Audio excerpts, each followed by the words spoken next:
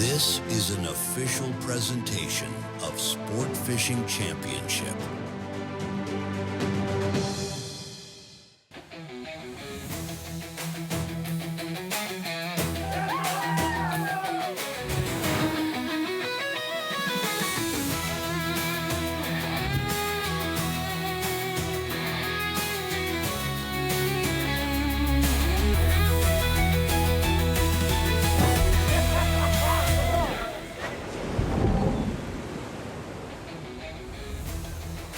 We're at the halfway point of this tournament. It's the Bay Point Billfish Open presented by Legendary Marine.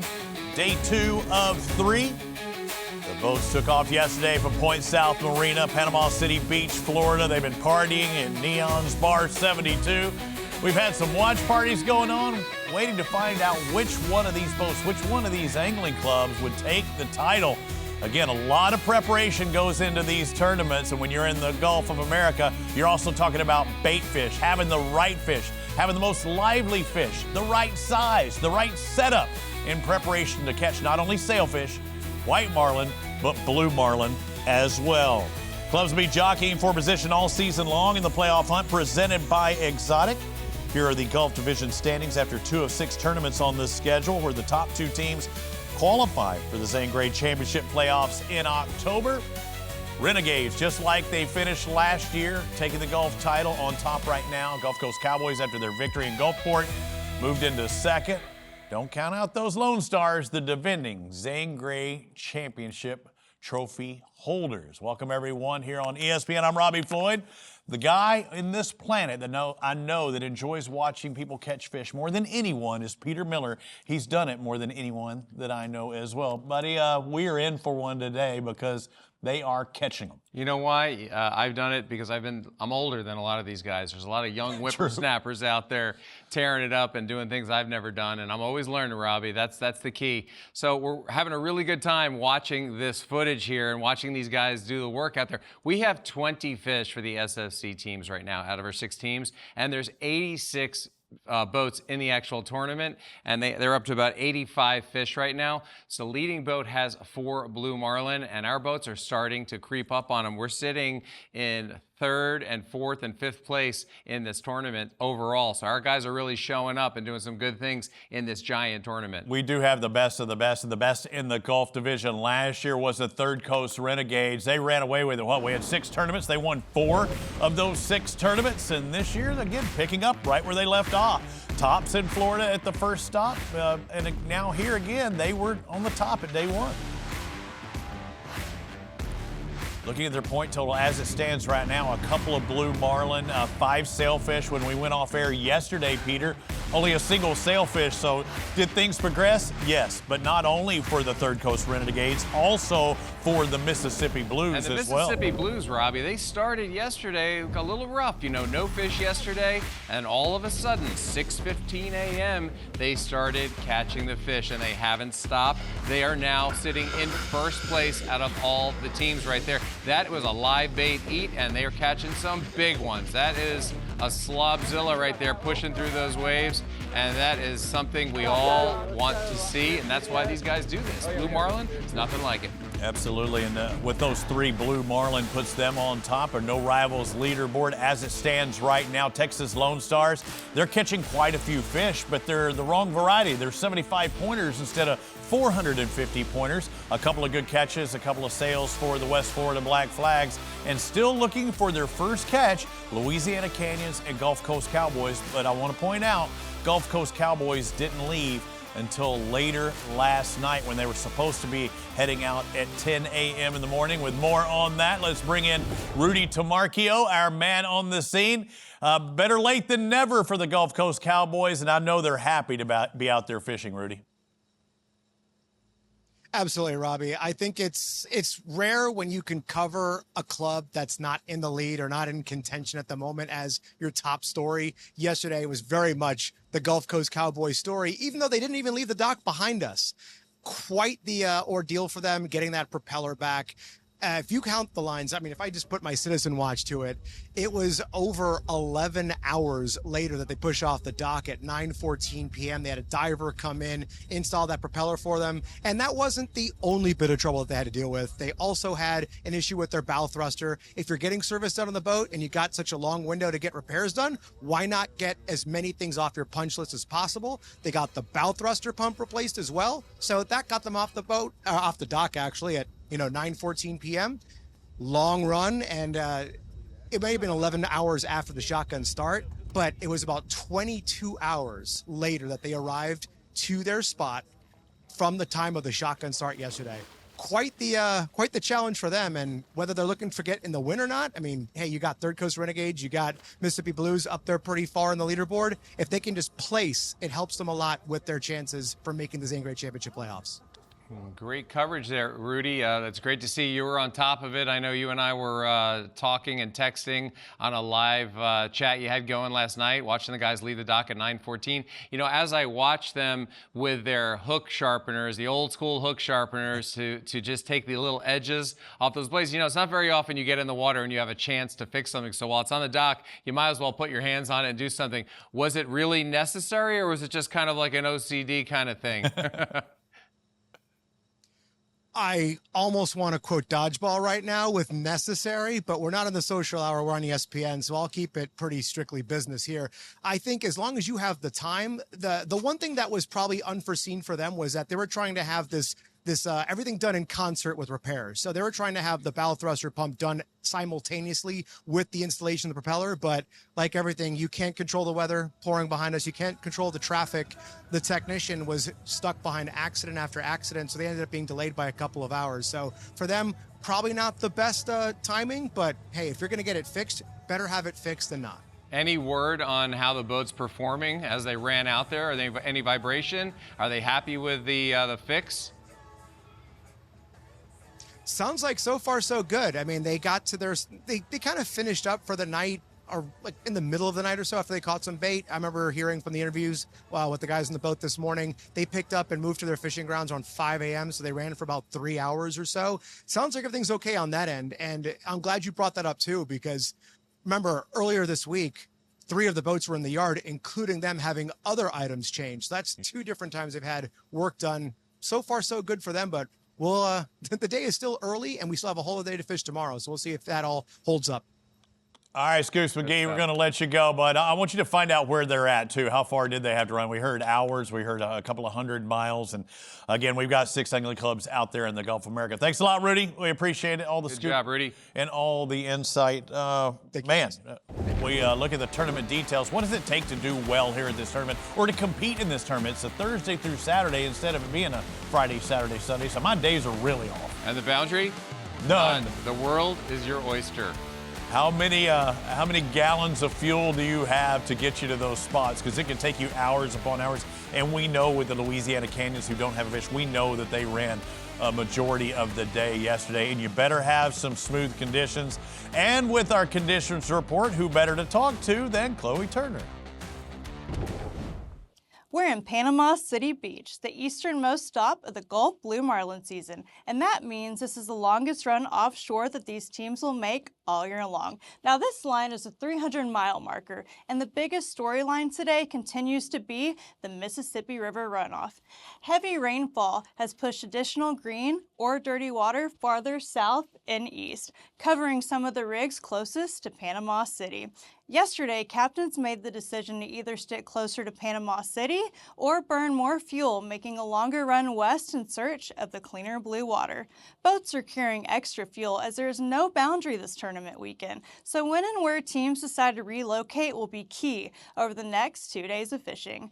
Offshore water temperatures are running between 84 to 89 degrees. So these eddies out in the Gulf are continuing to actually grow in size on day 2. And several temperature breaks and current edges could help concentrate bait and game fish in those areas.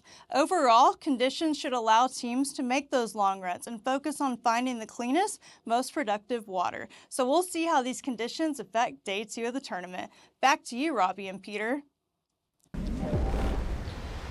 Thanks a lot, Chloe. And she told me before, she went on air. She said, this pink jacket really makes those eddies pop. And you saw those eddies doing a lot of movement out there deep into the Gulf of America. That was a deep eddy.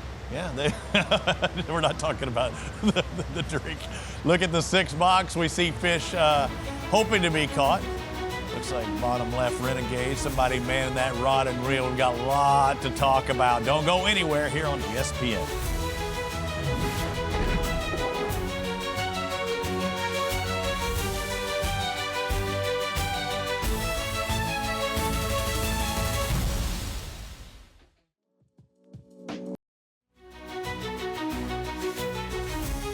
The Bay Point Billfish Open is sponsored by Legendary Marine, by Citizen, official timing partner of SFC, by One Water Yacht Group, and by Hook, official jersey and performance apparel partner of SFC. It's time. I know he loves doing it. He's always got those keys to victory. Peter Miller, what are you doing over there at the big board? Well, thank you very much, Robbie. Keys to success. This was born by people asking these questions. I get a lot of questions after each show, and it's simple to some people that do it quite often, but to others, they always ask the questions. So when you're live baiting with the tunas that we see out here quite a bit, you're going to use either clear or the smoke-colored mono, because when you're dropping down a live bait, you want it to be kind of invisible, clear, and clean. You don't want any high-vis line. Now, when it comes to pitch baits, and you want to be using the high vis because you want to see where everybody is. If there's baits out there, you need to see the lines coming in case you're going under or over, the fish is jumping. So it's okay to use that high vis line. And also your trolling setups for the mono deal, you're going to use that high vis as well. And the spinners, you're probably going to have that clear line, which you're going to be casting live baits to occasionally. So that's the key to success here. Very simple, but a lot of people wanted to know, so I hope that helps. So with sickness, you don't want the mono, but in sport fishing, you're using the mono. You just need to have high visibility or the clearer versions as you're looking at the 6 box. All of our fish, or all of our angling clubs out there in the water searching for the blue marlin, like Mississippi Blues were this morning at 6:14. Now, I want to point out, it looks like it's pretty daylight. Yeah, oh, never mind. This is the 7:45. It's their second blue this morning. Still Adam Davidson. All right, he's taking a little bit better now. So this is about an hour and 30 minutes after daylight, and they'd already caught one to get them on the board. And now we're seeing a platform as well, Peter. We didn't see one platform or drill ship or oil rig yesterday. Robbie, he's getting tight. That's all I know. That means he's hooked up. Yep, that's what you want to see, man. Sunrise. And you want to see that fish rip and drag, eating those baits, finding the circle hook, finding the corner of the mouth.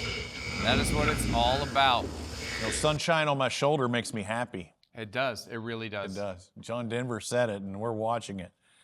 Oh, we're locked up a little bit there. We'll see. Yeah, it seems like the Marlin is taking a lot of the Starlink power. You know, it seems like when they're hooked up to Marlin, it could be interference from some of the rigs as well.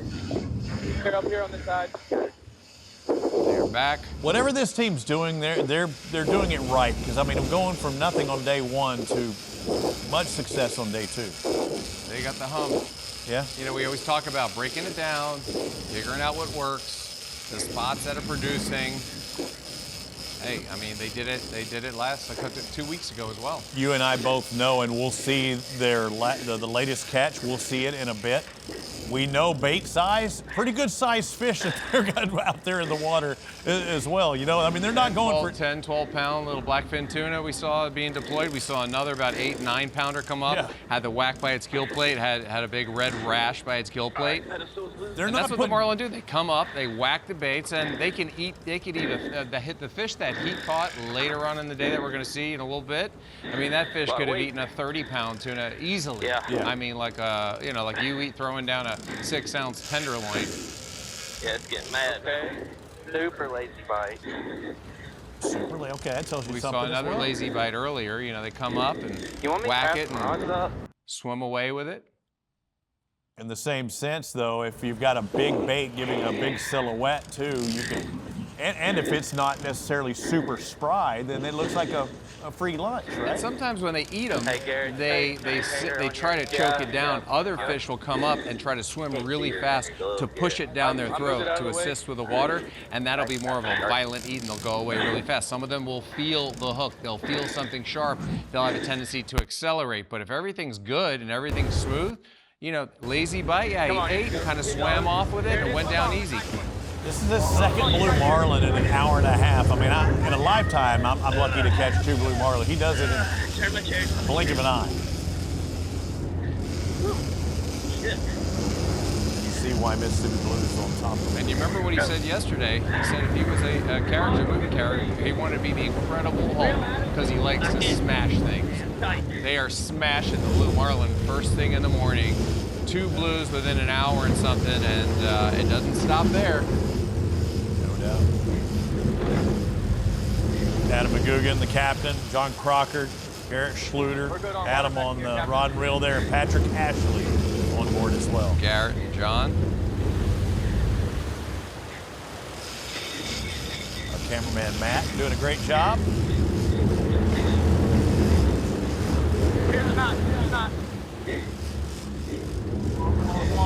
He's doing work, man. He's every time we're seeing him lately, Adam Davidson, he is huffing and puffing.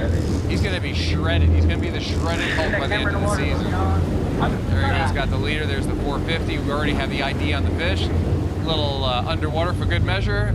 Ooh, that's a beauty into the sunrise. Whoa! Oh, invert. Yeah. That was Air Bud. Now we got a horizontal ripper too, and yeah, your cameraman, we know what it is, but he's getting some great shots with that GoPro. You know what we need to invent, Robbie? An auto chair that spins left or right when everybody's doing something. You see that rod at one point kind of bending hard to the left and when he was facing the right? They already got the leader though, so they're good. And that's why they can enjoy it and giggle and laugh and everything else, because their points have already been determined. They're just trying to release this fish.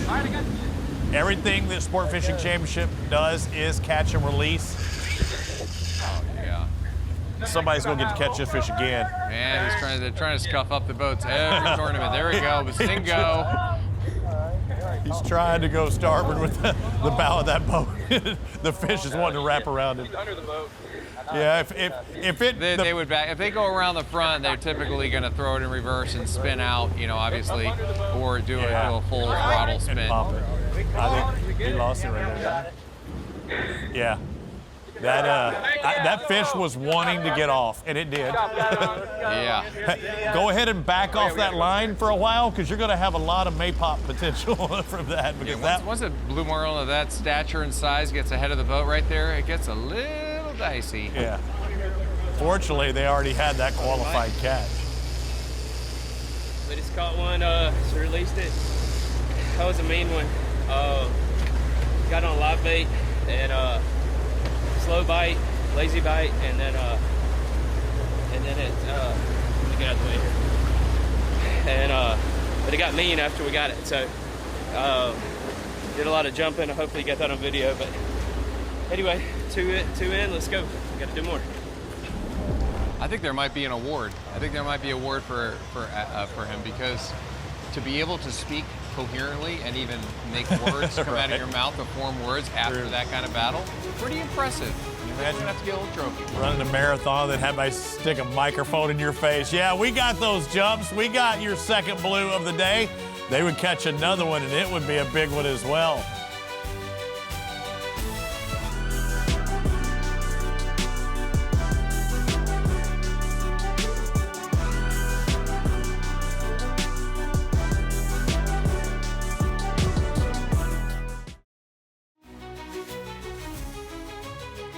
Welcome back to the beautiful Panama City Beach, the Riviera of the Gulf Coast. Lovely outside. Family, bring them down here, get them out there in the water. This is not necessarily live, but it can look like that a lot of the time this year. Out on the water, it does look all bluebird skies, little postcard, pictures. And I know you hesitated on saying the Redneck Riviera, but the people there pride themselves on being a redneck living in the Riviera. That means you got a bunch of dough, you got a lot of fun toys, and you're living large. It's actually not a bad thing. Now, if you said it now, if you say it, yeah, I mean, I'm good with I have it. a lot of friends that say I'm going to Redneck Riviera. I got my four-wheeler, I got my boat, I got my truck, I got this. There's nothing to be ashamed of. Hey, all the way down to Texas. Speaking of Texas, Texas Lone Stars, the defending champs, Zane Grey Championship playoffs. We haven't talked about their morning just yet. Let's catch a fish, Peter. Let's get one on. 8:31. Slick calm. So again, the Blues caught theirs over 2 hours prior, but this is still early morning catch. Got a sailfish on. You know what that means? There it is.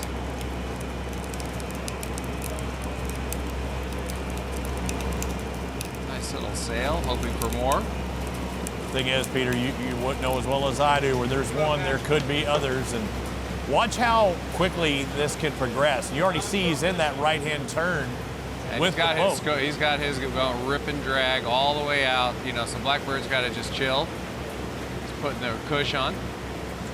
Yeah, we always talk about that, Robbie. The guy who hooks up first is always the one that brings it in last, unless something else changes, because the next one's going to be closer, and of course the third hookup will be even closer if you have that, the fourth, and so on. Look at that.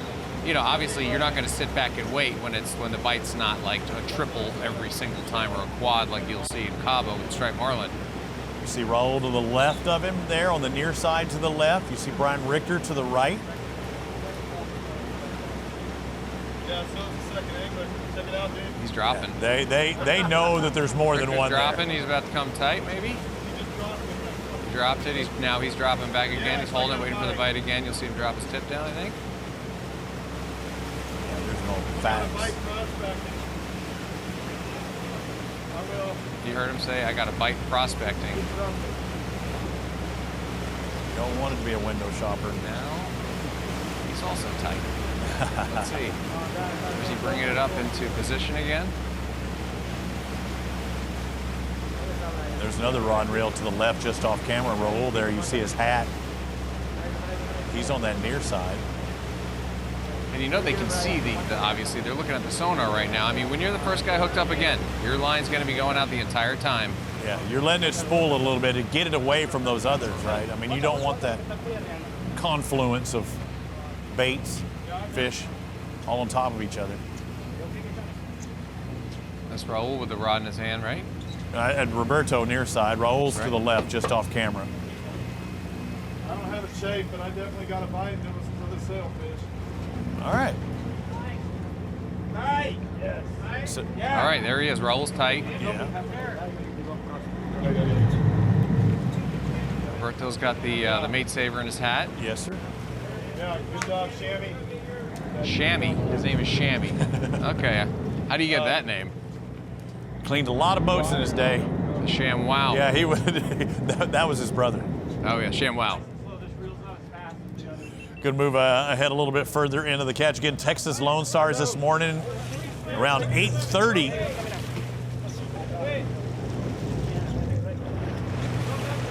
I am.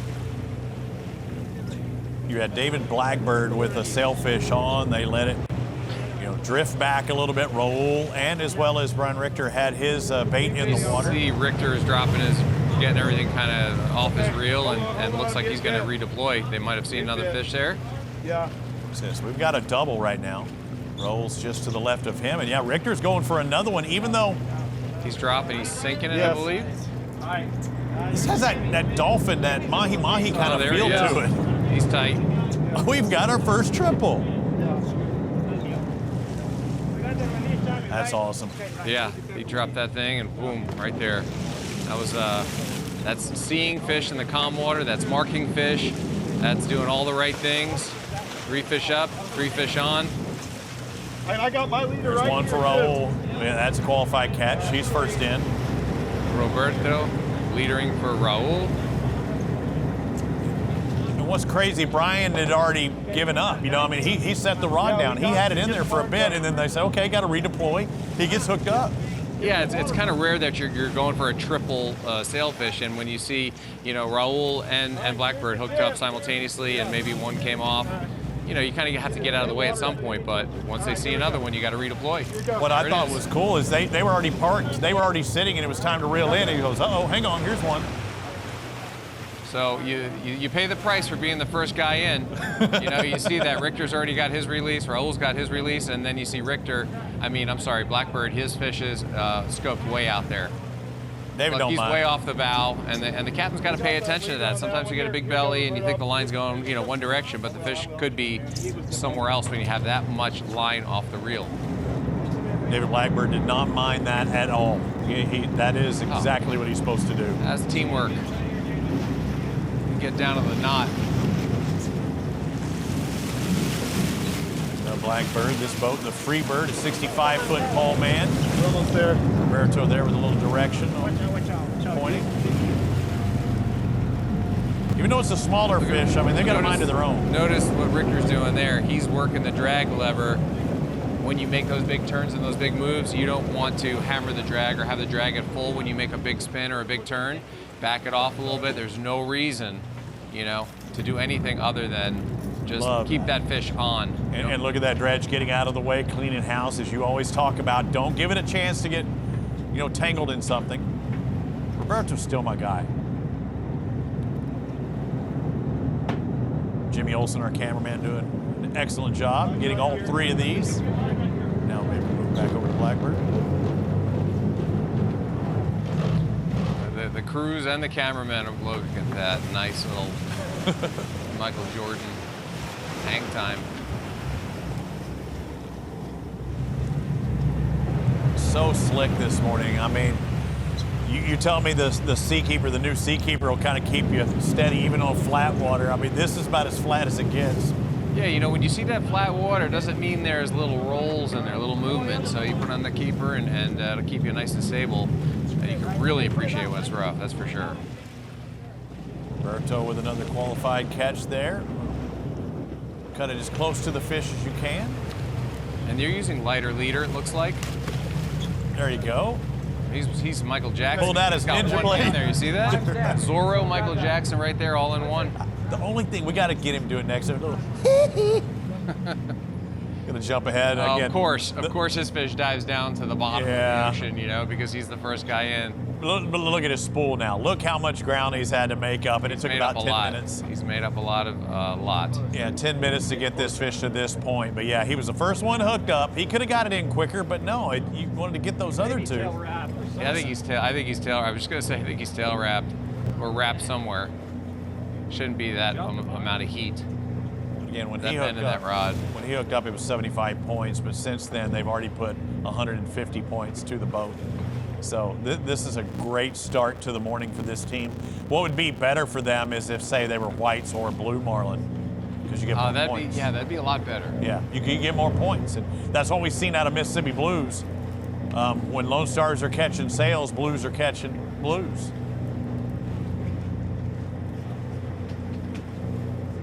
I mean, look at the two fish we saw out of the Blues in that hour-and-a-half span, give them, what, 900 points?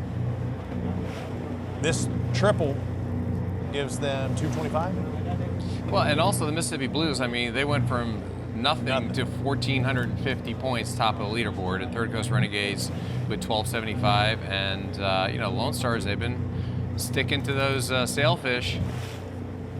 Yeah. Right now in the actual overall tournament with the 86 boats, there are about 86 fish caught. So if you could average that out, that's one fish per boat. However, there's 37 blue marlin, 16 white marlin, and 33 sailfish. So almost even amounts of blue marlin to sailfish.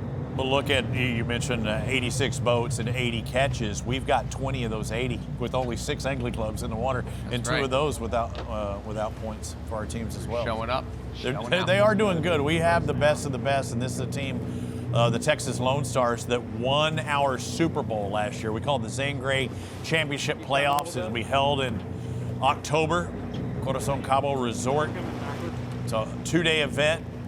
We will see the possibility of blues being caught, but a preponderance of striped marlin there. But and there's black marlin there as well, and true. There's big mahis, there's tunas, there's wahoo. It's you better eat your Wheaties, you better go to sleep early because you're going to be on the fish all day long. Think about what won it for them last year, though. And when everybody was catching stripe, they would get that single blue, you know, that came out of nowhere. But again, there are black and blue marlin there. The little blues where they go. That's where they're getting those the little ones, and then if you want to go get the big ones for the Bisbees, the ones you're going to weigh, they fish in a totally different area. Yes. Yeah. And again, we were the week leading into the Bisbees, and I believe we had one of our boats finish Leader, boys. a couple of $1 million richer last year from the leader right here, 75 points. Roberto's scattered. got it. They got the GoPro stick. They got the underwater cam going. Milking it back up, see how this fish is going to look here. Is it wrapped? Is it around the peck, around the tail, or is it just straight to the mouth? Let's see. Oh, we got tail wrapper. There you go. You can see, but the fish is okay though. You see him flopping his tail a little bit there. Sometimes they come up and they're not in good shape. This fish just needs to be unwrapped.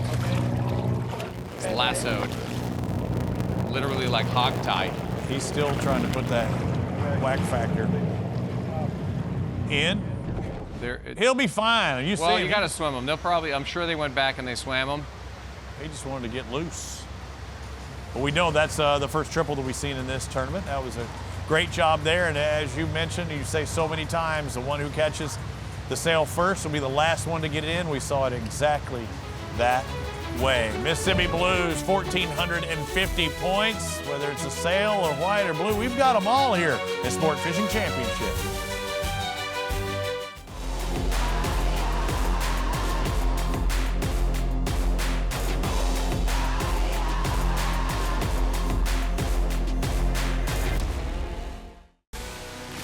I'm David Blackbird with the Texas Lone Stars, and you're watching SFC on ESPN. Discover heart-racing adventures, breathtaking views, and one-of-a-kind experiences that can only be found through the SFC experience on Guidesley, Guidesley Pro. Go to sfcexperiences.com to find your next outdoor experience. You could be right here. You could be staying in Panama City. Maybe show up for the tournament weekend. You know, Panama City Beach tournament, a very big event in these parts. We were able to sit down with Jay Quave and Olivia Quave and talk to them about it.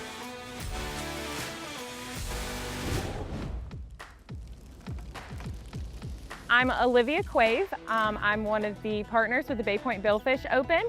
I handle the social media, sponsors, and the merchandise. So the Bay Point Billfish Open used to be called the Bay Point Billfish Invitational. That started back in the early 80s, and it was one of the first billfish tournaments on the Gulf. People from the community, your neighbors, your friends could come hang out. I was 3 years old on my dad's shoulders walking the docks, so it's definitely memorable to be back here and being a part of this, because it is a tournament that myself and so many people grew up coming to, and it's a part of, you know, our community's history. We brought back the tournament in 2023. We had about 56 boats. We've definitely grown since then. Now at 2026, we have about 90, 95 boats. So Wednesday night is like our kickoff party, and we have an awesome concert. Everyone can walk the docks to say hey to the fishermen, check out the boats, and then we send them off Thursday morning on a really cool boat parade down the beach, where again, people from their condos and hotels can see it. And it's really cool to see these amazing, you know, 50 plus, 80 plus foot fishing yachts heading down the beach. And then on Saturday night, I mean, it's just electric when all the boats come back. They feel like rock stars when they get to back up to the dock and there's 1,000+ people cheering on them. We've got music going for them. They really get to back down, come onto a stage, weigh their fish, and the crowd goes crazy and you get applause, and they definitely feel like rock stars. Yeah, so to have the SFC live broadcast is something really unique and special for our tournament. It's an awesome way for people from their living room couches to have this amazing access that they wouldn't otherwise have. You just fish on these amazing boats, see these once-in-a-lifetime fish, and just to get the recognition for our town and community is something really important to us. Just getting to let people see our slice of heaven on the Gulf is something that, you know, that we get an upper hand on maybe some other tournaments. To have SFC a part of the Bay Point Billfish 2026. You know, Robbie, oftentimes we talk about the economic impact on fishing. It's $142 billion a year worldwide, but something like this, you know, when you have 86 boats, maybe 10 people per boat, the family comes, you've got 20 people, we've got 1,700 people right there. We've got 1,000 onlookers. We're talking flights, dockage, fuel, hotel, family, sponsors coming in. It is amazing what this can bring to a community, and this tournament is doing it right. This is the Bay Point Billfish Open, once known as the Invitational, and they are catching fish. They've got 86 fish on the board, 37 blue marlin, 16 white marlin, and 33 sailfish. Everyone's getting a shot at it, and we'll see who comes out on the top of the leaderboard tomorrow. Canyons were looking for their shot. Blues have taken a couple shots today, and boy, have they connected with the blue marlin, currently leading right now. Again, it's day 2 of 3 of this tournament.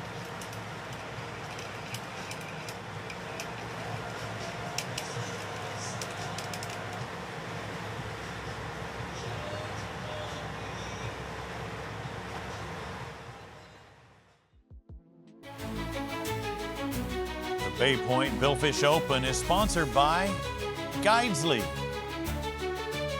by No Rivals, the Billfish Conservation Project, and by Exotic Outdoors. Panama City Beach, Florida, PD. I'm here to catch alert. This is the team that took off late last night, and they might have something in sight at least. It's not always a catch alert. It could be the I spotted one alert. They definitely had something up in the spread. Everyone was full attention. It looks like things have changed up a little bit.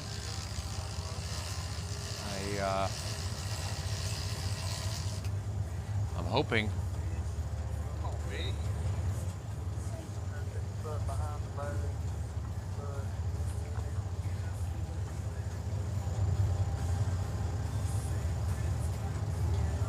Petey, as we are watching this, there's something going on here, but we see other teams out there that looks like they may be reeling in some stuff, including Third Coast Renegades. So at that point, when we saw him grab the rod like that, we knew something wasn't quite right.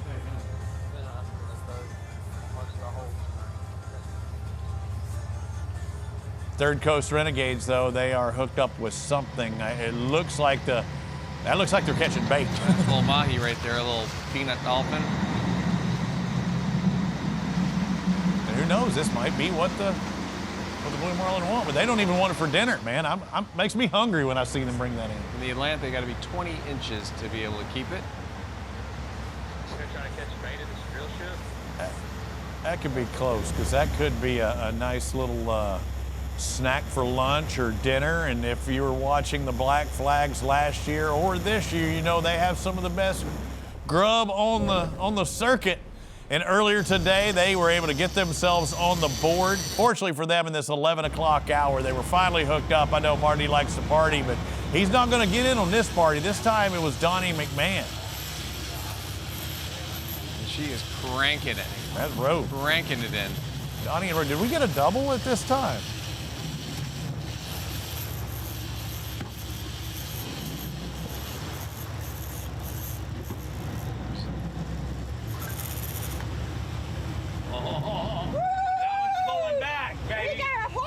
Top. She's pulling back. Horse, I like it.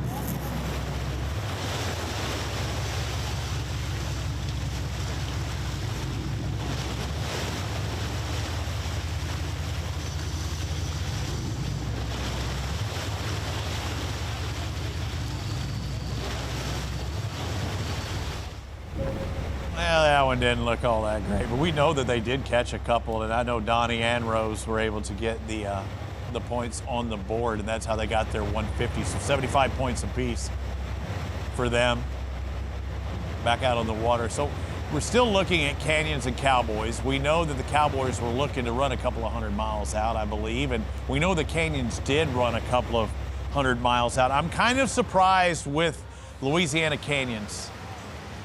They're familiar with running long distances, but for them not to have the hookups that we're so used to seeing out of them is a little surprising. Oh, we got a jumper on. Lone Stars are hooked up. Lone Stars with another sailfish on. That is known as a catch alert. Didn't we saw them, that was who we were on when we were going to break and they were making a turn, weren't they? They sure were. Yeah. They had pulled the dredge in and we're going to break. The dredge was coming in. They were both standing at attention on the starboard side. We had Richter and Blackbird. Dredge is coming all the way in, get him out of the way.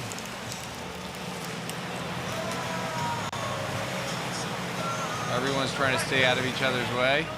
Reeling. Is he taking yet or where? Right here. Another fish. Right next to the dredge that they're pulling out, close to the boat. It's exactly what we saw them do just a moment ago. But almost from a sit still. That would be a cool lead. Oh, come on, do it. Sounds like he's on the mid-bait back there, huh? This is live, boys and girls. This is not tape. We're not rolling anything back.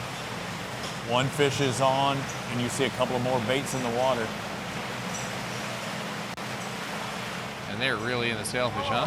Yeah, I mean, they're ate up. It looks like he just dropped. Looks like he just dropped. I don't have it. Let it go. There you go. There. Somebody showed up right there. See the other bait bringing it through the water. There we go. I'll say more. Maybe, maybe not. Yep, just based on the woo. Yeah, that sounds that's like the second one, because that's like they probably let that one drop back, right? The original? Sounds like it.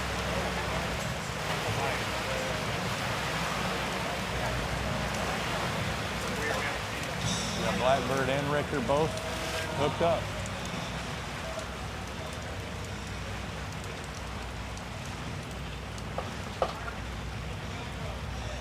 Man, they're having a sailfish extravaganza. Is it a white? Yes. Are you kidding me? No. Look at those jumps. Look at those pecks. I don't know. I hate to call it, Robbie, so far away. You know, we can only see so much here. Well, that would mean that they would only need a blue. If it is a white and on top of all the sailfish, IGFTO thinks that's a white. And then we have that other fish, so we don't know what that is. We know what Richter's fish is. But there would be now a blue marlin, which you're trying to catch. It'd be a blue marlin away from a slam. This would be an extra 200 if they could find that blue, but that would put 3 teams that are one fish, and all 3 teams need a different fish. One needs a blue, one needs a white, and the other needs a if sail. They could just trade, like trading cards, you know? I promise you, for it. Lone Stars would trade one of their sails for a blue. That was a little white, too. A little skinny little white, huh? So, honestly, we thought the first fish was a sailfish, which we saw, right? And then we see this white. I wonder if that indeed was Blackbird's fish we just saw, which happened to be white. We'll see in a minute here, hopefully. And then, this is all live, so we're just pontificating, but we know we've seen a sail and a white, if I'm not mistaken. In bass fishing world, this would be called a mixed bag.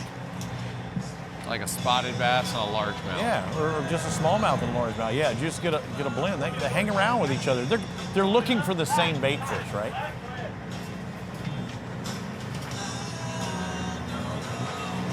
Once again, slick conditions. And the last triple that we saw was in a situation where they were literally sitting still just like this. And we're doubled down a little, or down and dirty a little bit on that left side with Blackbird. I hear a puddle of mud.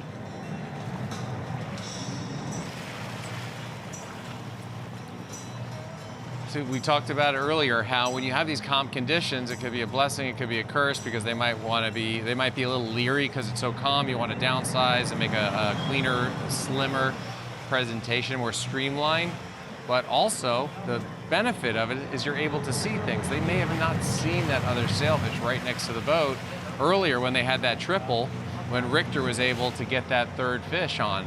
But they saw it clearly because it's glass calm, and usually a sailfish will have other sailfish with it, and that's why we're always casting over the top of a sailfish that is on at the boat.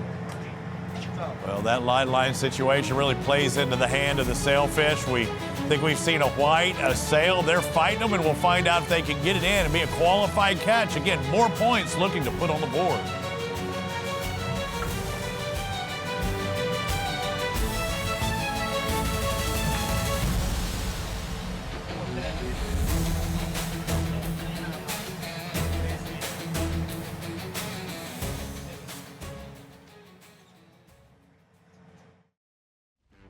This is Captain Adam of the Mississippi Blues, and you're watching Sport Fish Championship live on ESPN. Sign up for SFC's Championship Fish Divisions for the chance to win cash and be featured in our live broadcast. Represent your favorite angling club and compete across 4 categories of meat fish: the wahoo, the yellowfin tuna, swordfish, mahi-mahi. You can fish anytime, as many times you want between now and September 7th to win. Go to sportfishingchampionship.com/championship fish 2026 to sign up now. We don't need no stinking championship fish. We've got billfish to talk about, and it looks like 2 different varieties, 2 different species. The white marlin worth 100 points, the sailfish worth 75. And look at the body language. When you know you have a fish that's point precious, you know they've got their sailfish, and they've got a lot of sailfish, but there's something a little different about the body language here. It's a little smoother, it's a little more controlled. Nobody's getting wild. It's not just your run-of-the-mill fish. It's a little extra points. They need that. And now, if they can get one of these fish, as we know, it's an extra 200 bonus points if they can get the Grand Slam, which would be a blue marlin. They've got their sails. They definitely have a white on, maybe 2, and the next fish would be the blue for the extra points. Yeah, each point or each fish has a point value. We work our way through our SFC scoring system. Blue marlin worth 450. We've seen quite a few of those caught today, or 5 in the past 2 days. And those sailfish worth 75, the 100-point white marlin in between. But again, it's so important that they get this white on, because they've got 7 sailfish to this point. If they get a white, they're only a blue, which they're trying to catch, by the way. That blue would give them 450. The white would give them 100, that's 550. The bonus would give them extra 2. They would literally jump, if they catch a blue, from 3rd place to 1st in a blink of an eye. Well, they've got about 6 more hours after this to fish into the nighttime for that, and then they have tomorrow. We saw that. Don't ever think that one of these boats can't catch 3 blue marlin in a morning like we've seen from the Mississippi Blues today, and a white. Yeah, we've seen them really make a hard charge in no time. And that slam is for the weekend, and you can only get 1 slam. We have seen teams get multiple slams in a tournament, but that bonus points, you can only get 1 time, 200. That's a pretty cool thing to say. Hey, what'd you do this weekend? I slammed. A slam. Yeah. I'm not talking baseball either. I'm talking fishing. Yeah. Bill fishing at that. I mean, we're not out here, jigging snapper. Yeah, but you could. Yeah, absolutely. You very well could. You could if I were right now electric reel and probably catch who knows what. That's cheating. A pomfret? I don't know. I don't know how deep they are. When you said electric reel, it made me think of the swordfish. I think they might have caught a record swordfish down in the Gulf of Speakers, or recently as well. My neighbor caught over a 500-pounder yesterday in Miami. Yeah, I think that's about how big this one is. He runs a boat called the Booby Trap. And he's known very well. I've heard about that boat. I did see that. Yeah, one day he rides by my house. He bought a house on the lake, and he's like, "Hey, Peter, I got the Booby Trap. Anytime we come back." I'm like, huh. I didn't know that was your bro. I was like, wow. They caught. I think their record is about 30 swords in a day. I saw that post, and I liked it. I thought that was cool. Look at that. I thought it was a great charter. Got some heat on there. Short pumps. David Blackbird's like, come on, man, am I wrapped again? Come on, man. Where's Randy Moss? Yeah. Straight bass, homie. I'd love to see Randy special guest with some of our teams. On Sport Fishing Championship. We've seen it at FCC as a catch. I got to see him at the Bassmaster Classic this past year. That man loves his fishing. Have you seen his new show? Yeah. All about that 10-pounder, man. Chasing 10s. Looking for the pretty girls. Yeah. Those girls are fish, though. Big bass.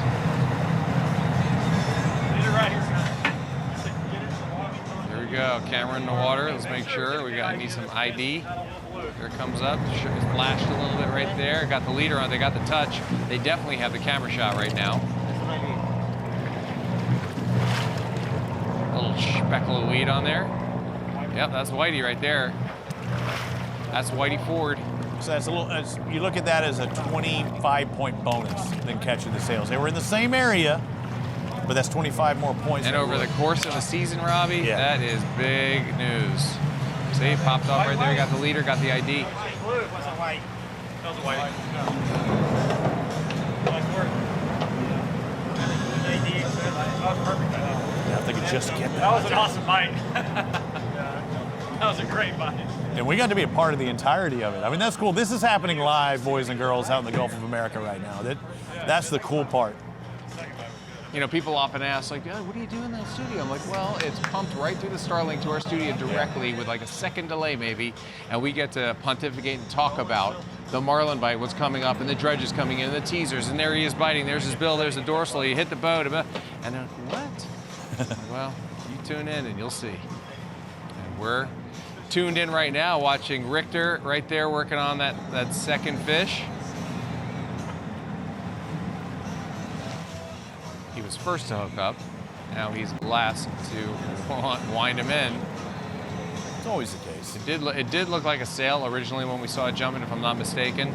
Even better and if it looks like a white bit Blackbird's bait, and he said it was a great bite. We didn't get to see that actual bite very well, but I'm sure, obviously he did. He loved it.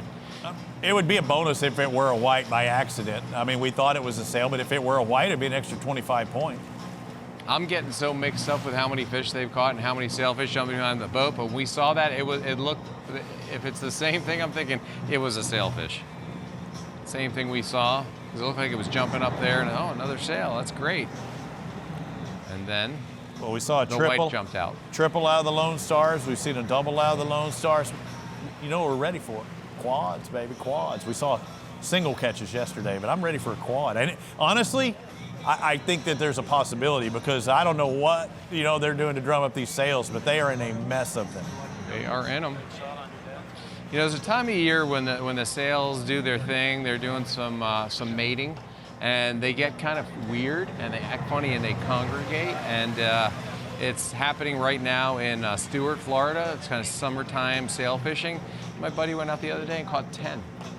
And that's not something you see, like off Miami, you don't see it. It happens in certain areas. I'm not saying that's happening here, but it is an occurrence that I'm not accustomed to seeing or being a part of, but I'm learning about it. Yeah, I'm curious. I may ask that question to you, because whether you do know it or not. I know, like bass fishing, there's a magic temperature that they look at, in any part of the country. When it gets to that temperature, it's getting about that time. Are fish the same way, or no, because they're so pelagic and they travel thousands of miles at times? Are they that way, or they do certain areas? Well, from what I'm seeing, we don't have it in South Florida. As you go up to the north towards Stuart, to the Jupiter area, I wouldn't call that South Florida. I would call it, more, it's still south for most people, but I look at it like it's 100 miles for me to get there. So that's what they're seeing, and the fish their dorsals are out. They're actually, you see birds when they're mating and they flare their feathers out and they do these dances, they do these crazy things. The sailfish will throw their dorsals up and they start milling around, they're swimming sideways, they're flashing. It's something that I've never seen before down by me. I've seen them in the summer balling bait with dorsals up, but I haven't seen that kind of activity. They're doing the look at me dance. We're looking at Brian Richter still reeling in what we believe is a sailfish and taking his time. Watch him reel down. Right now. On the drop, just reel down. He's got a boot on the end of there. I mean, there's a walleye. Oh, never mind.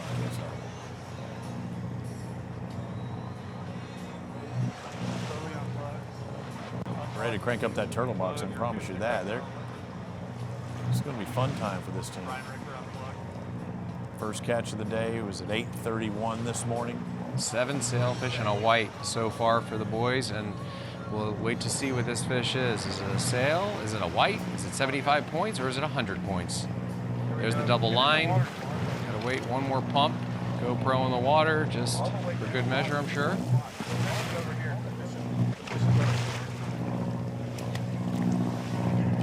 They're 8:25 behind the Renegades. There it is. With them 7. Tail wrapped.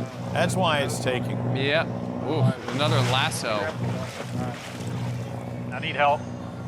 And it's the case of that, letting that fish kind of run or do things. You might get a little slack in it as they're trying to catch that other fish. And it'll bend them in half. They literally get hogtied. They'll jump, land on it, get under a peg, and get it so tight that they can't even move. Right. And you're trying to keep tension into it, so it's almost like tying a knot accidentally. Once we get the bill, we can bump it forward. for it. Be careful though if he lets it go. You got the bill? Hear how they're talking about wanting to keep that fish and revive it. We'll get some water through him. I mean, that's what you want to hold on to their bill, keep their mouth in the water, hold on to their dorsal as an extra handle. They already cut the leader, so when they need to push them, they start to bite down on your hand. But that gunnel is so high, he needs to lean over. He's tall enough, I think, to get over there. There you go. Once the water starts going across their gills, it creates the oxygen, allowing them to, you know, get things going again. Kind of like resuscitation. But he wants to grab that dorsal, probably stand him upright.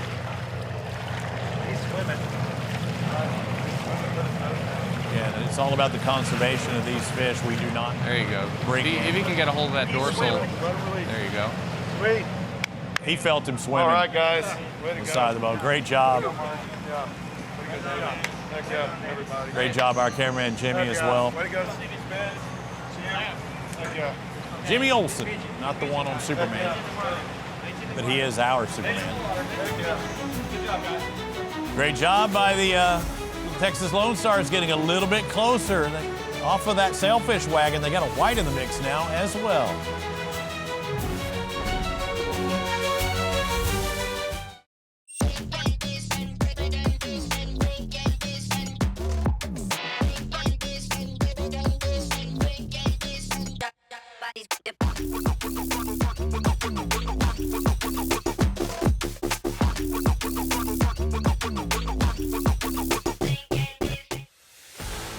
Beautiful Panama City Beach, Florida, the third stop of the Gulf Division of Sport Fishing Championship 2026.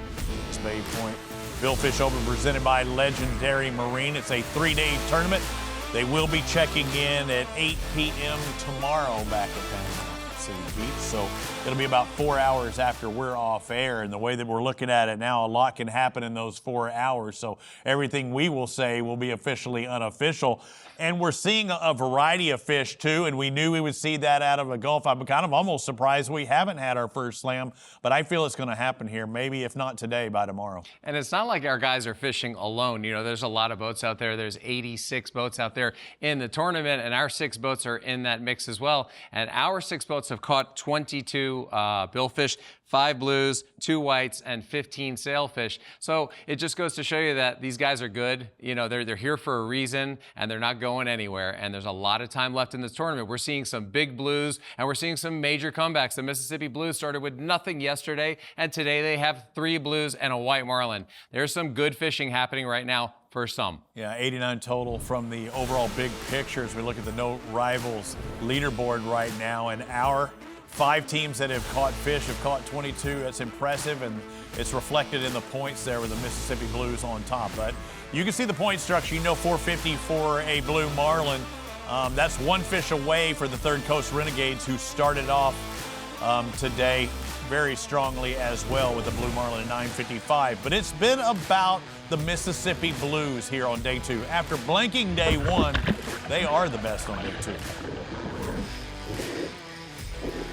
Started really early this morning at 6:14. I mean, look at the size of that fish, Robbie. I mean, come on. You 6:14 a.m. You got to fix your camera. You got to wipe the lenses. The sun's coming up. You've got a blue. 7:45, another blue. 9:13, a white. I mean, what are they doing that everyone else is not doing? And then they get another and compound their lead with a 122 blue marlin. They are absolutely on fire. The fish are flying in the air, and they are connected every time we look at them. And every time we've seen that blue marlin being caught, it's been Lone Stars, Robbie. Lone Stars right now are in a turn. They're kind of at attention. Yeah, they're looking, aren't they? Yep, they're holding the rods. They are waiting, looking. They definitely had something in their presence.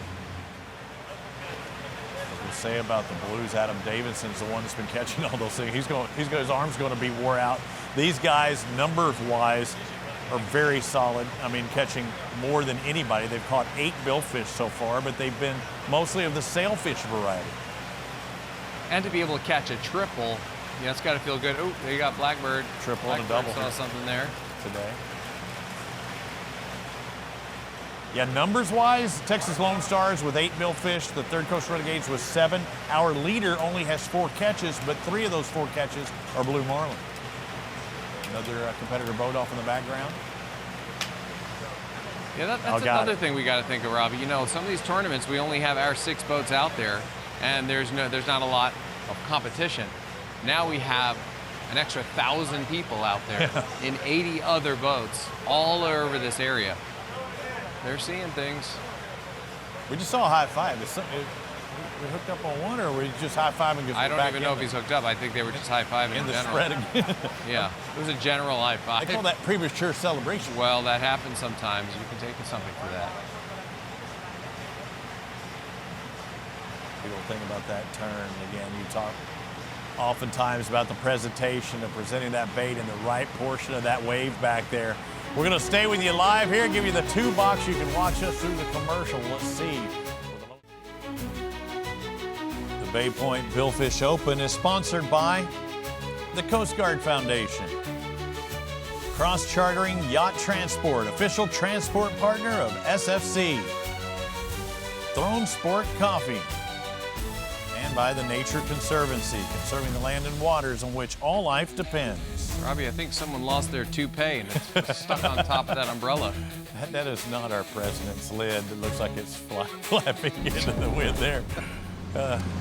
That is America, though. How you look at the coastline there and the area that they're fishing off of. I mean, they're hundreds of miles off. I'm wondering what the closest state would be. Honestly, is it Alabama? Is it Louisiana? Is it Mississippi? We know they took off from Panama City Beach yesterday, but you know, especially for around those rigs, there aren't any near PCB. You got to make a more westerly trip and southern. And I wonder how the Cowboys are doing today. You know, we've got Justin Hodge, singular. Yeah. There's only one of them on the boat, Robbie. Have I been saying Jay Hodges? Yes. Why didn't you tell me? Because I heard Rudy say something about that on his Instagram Live yesterday. I think I may have picked it up from you. I'm like, I think that jumped into my head. Again, thanks, Rudy, for not telling me. Speaking of our SFC insider, Rudy said he picked up and running for 30 minutes now. So with the Third Coast Renegades, it's not about one spot. If it's not happening, you got to pick up and go somewhere. We see them on the bottom left, Petey, and again, if it's not happening, it's not happening. You know, when you're vying for first place amongst 86 boats for one, but our main deal is for the SFC with the 6 boats, it's very important to really stay on your toes. Don't rest. Don't just sit back and go, okay, we're right there. We're going to be good. We're seeing fish. And all of a sudden, you get to a point where you're not seeing them anymore. You start getting a little antsy. And then you hear someone like the Lone Stars, oh, they've got another white. They've got another sail. They just had a triple. So you want to sometimes pick up and make a move to find a new body of water, because you might get stuck in an eddy or a body of water that's not producing fish anymore, and you kind of get stuck in it. It's like a little bit of a vortex, and you're not going to get those bites. So a good thing to do is make a move when that happens, and that's exactly what they're doing. They're 30 minutes into their run, and hopefully when they stop, they'll be back on the fish.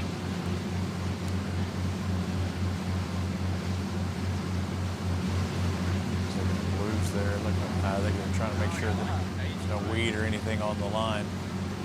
Trying to shake it off. And there are probably other platforms or whatever that are closer, but they might not be productive platforms, right? I mean, there's certain ones that hold fish better. All the time. It's all the time. I mean, you can go, like when you're fishing, for instance, you know, you do a lot of bass fishing. You know, some areas, the rock piles, a certain thing about them, you know, are the crawfish living in those rock piles? Or what is it about a certain area that makes the fish want to hang around that area? And for those rigs, they have to have the right kind of bait. Now, if they have bait that tunas want to eat and mahi want to swim around, and I mean, that's the spot you want to go to. But if you go there and it's a certain look or a certain type of species, you just know that it's not going to, because some of them are filled with sharks. Right. You know, so you got to find the right spot, and it's pretty well known. And the guys pre-fish, they practice fish, they get a lot of intel from everybody out there. And I mean, I'm even talking to one of the teams that's out there right now. A friend of mine, they're in first place in the overall tournament on the Never Surrender. My buddy Sid Little. We did a show together way back, but it just, you know, that's 4 blue marlin for them. It's kind of a known thing, you know, which ones produce. Well, we're going to step aside, catch up. Hopefully they'll put down. You see a drill ship out there, or one of those transport ships as well, off into the distance. Those things are parked. They might bring in some of the fish as well.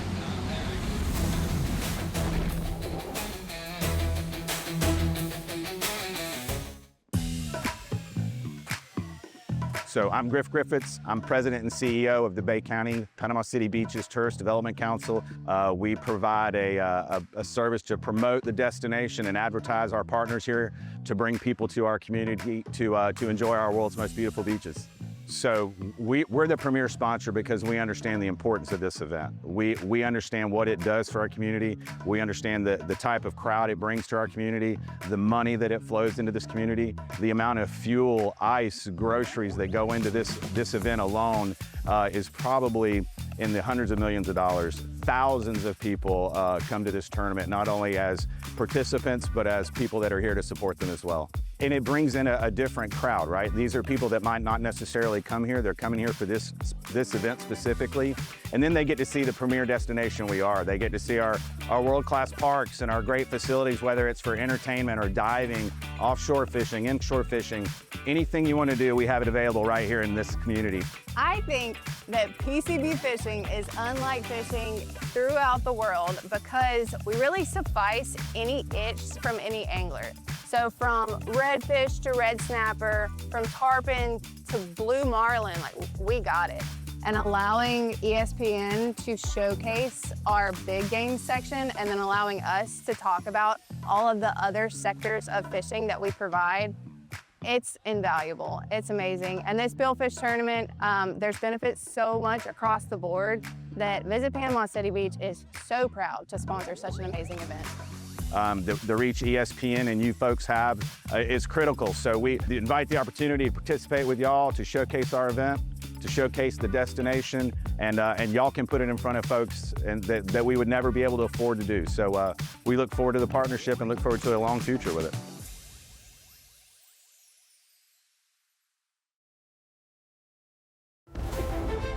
Panama City Beach, but you know what? The Zane Grade Championship playoffs will return to Cabo, and there's no better place to host it than the Corazon Cabo Resort and Spa.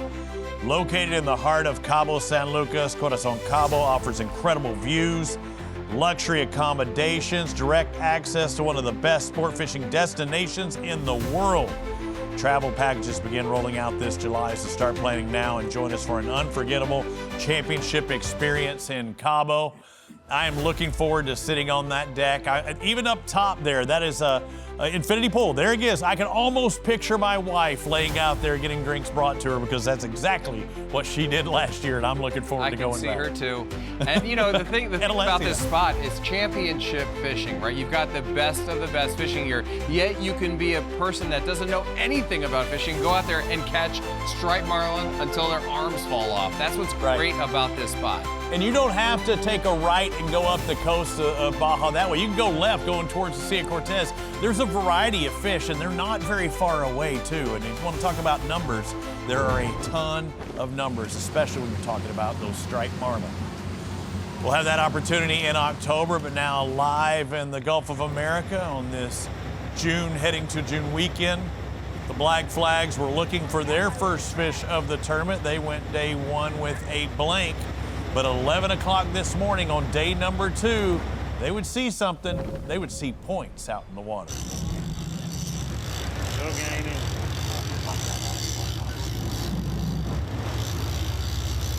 Donnie McMahon hooked up there.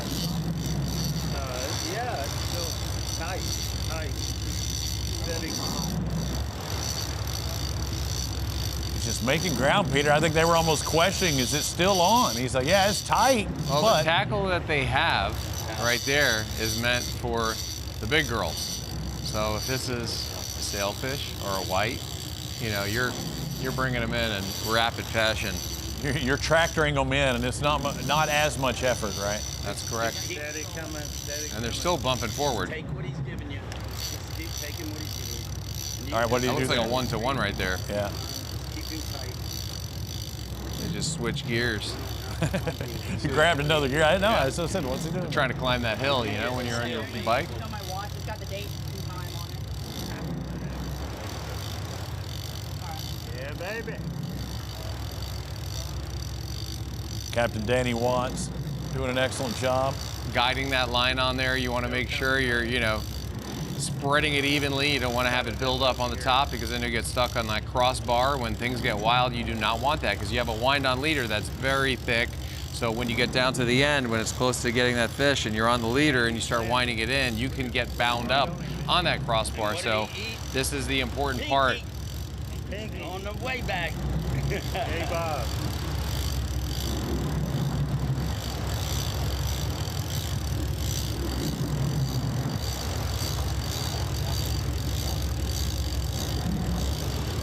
Donnie doesn't quit.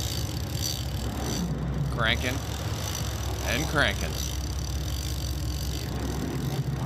Yeah. See their camera crew again. If you can't identify. Going back to high speed, he's going to turbo speed. He's going into ludicrous. Ludicrous. Speed. You can't say ludicrous. You gotta go ludicrous. Spaceballs reference for those of you that don't know what we're talking about. But surely you know what we're talking about. You surely. Oh, yeah.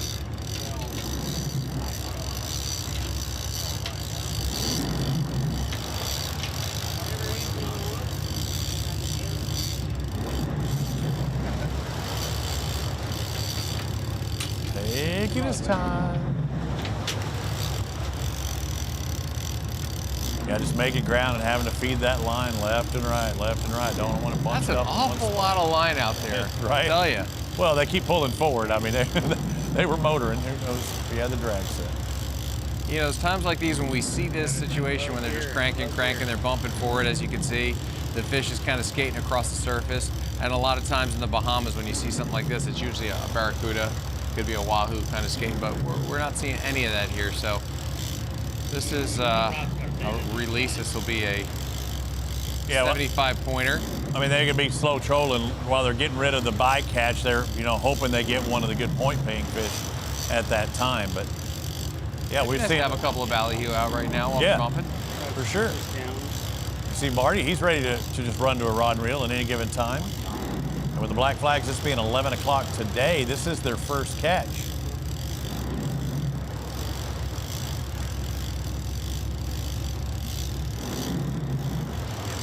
Getting close.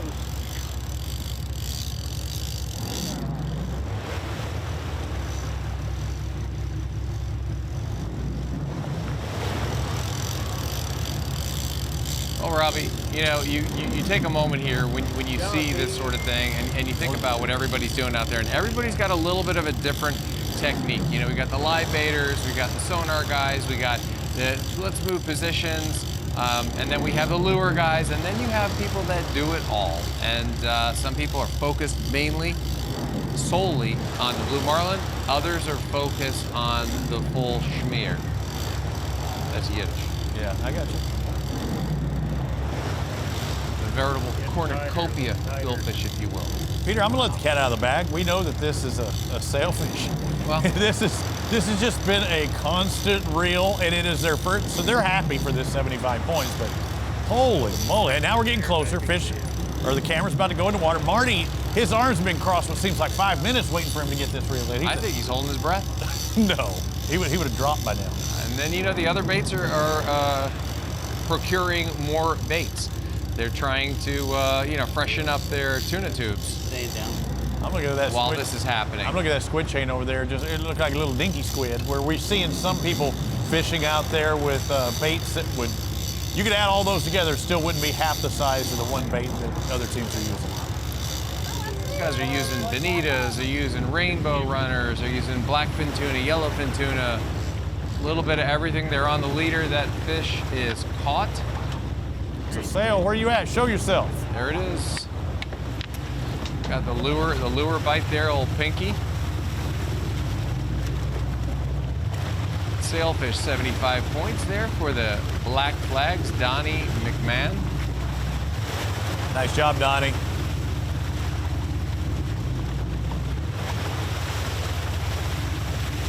He's the boat owner, so I mean, of course he gets to catch the first fish. American-made 54-foot Hatteras, led by Captain Danny Watts, or cameraman Cam.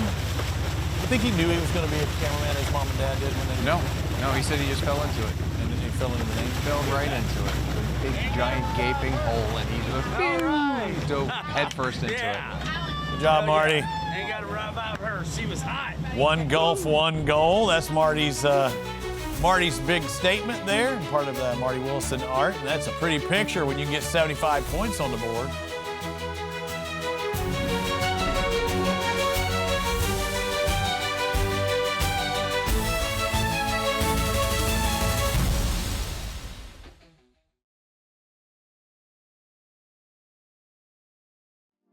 I'm Spencer Johnson, captain of the Texas Lone Stars, and you're watching Sport Fishing Championship on ESPN. Well, he's got his work cut out for him, doesn't he? Yeah, he does. Spencer's out there looking for those fish. We saw a flurry from the Texas Lone Stars, 1227, 255, 301 there with our last release, and Brian Ricker. Bay Point Billfish Open from Panama City Beach, Florida, presented by Legendary Marine. It's our third stop of the season of 6. Tomorrow, after we go off air, they'll have about 4 more hours of fishing, but after completion tomorrow, we'll be at our halfway point. It's kind of crazy. We're already at the halfway point of the Atlantic. Tomorrow, we'll be at the halfway point of the Gulf, and they're all fighting for the top 2 positions, points positions, to move on to Cabo San Lucas, the Zane Gray Championship playoff. All right, I'm seeing something of Mississippi Blues. I think they might have some action. I'm not seeing a turn, but I'm seeing some attentive people. Can they separate themselves a little bit from the rest of the field? This thing's gonna kill himself.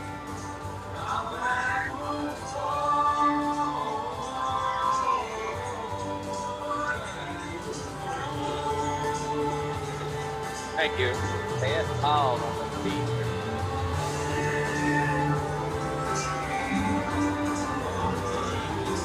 Definitely had a fish up in the spread. They're waiting. And get that picture to cooperate with us. You can see the baits off in the distance. These are those times where I'd love to see a drone. Well, the way he was looking at that green lure he had, it's almost as if they got the bite on that, brought it in, kind of checking it. It's a little white. I've seen him on the left side. The right side.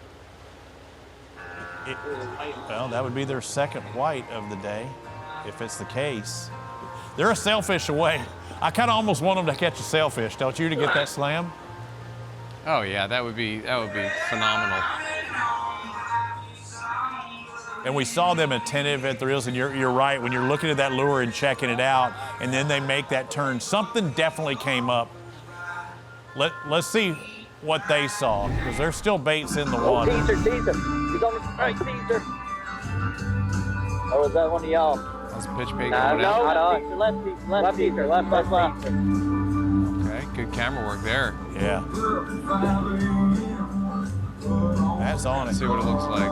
See if we see it. My bad, I got a quick photo for you. Smashed it. It's full of drag up here. Full drag on the teaser. What he means is he couldn't take it in just with the motor, the electric motor, bringing the teaser in. He had to start pulling it with his hands, and he just wailed on it and pulled drag off the teaser reel. Garrett. Oh, Garrett, whichever one of y'all. Somebody pull that down. What the hell is still got a ballyhoo on it? What? This thing still got a ballyhoo on the back of the teaser. Horse ballyhoo on the back of the squid chain. I mean, that thing started pulling some lines. Oh, center. Rigger. There you go. Oh, did you miss it? No, that's little fish, little billfish. That one don't have a state stuck on it, does it? Yeah, yes it does. Hold on, stop, put it back in your tire. Can we keep this thing out? At that. They definitely had something up.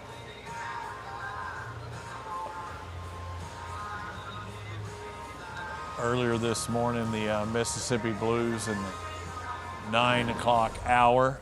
I talked about that one white marlin they had, and they were only a sailfish away from getting the slam. This was Adam Davidson, who seems to only catch blues, catches their cousin, the white marlin. The mate's a little fired up there. Well, what did he just I like do? that. He threw. He was making wicked moves because there was a tangle and he was wrapped. Did quick wraps and jumps and. He's doing work with 2 people.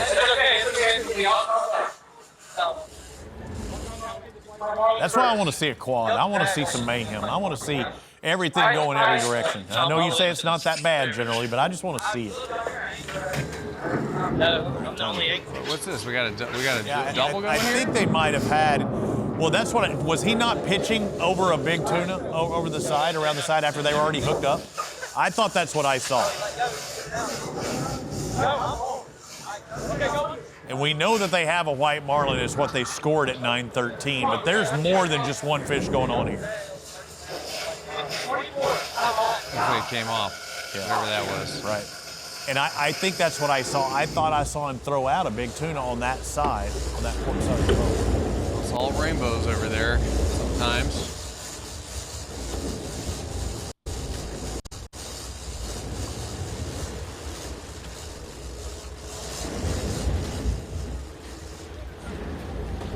Leader on whatever it is right here. Is this the white? That would be the white.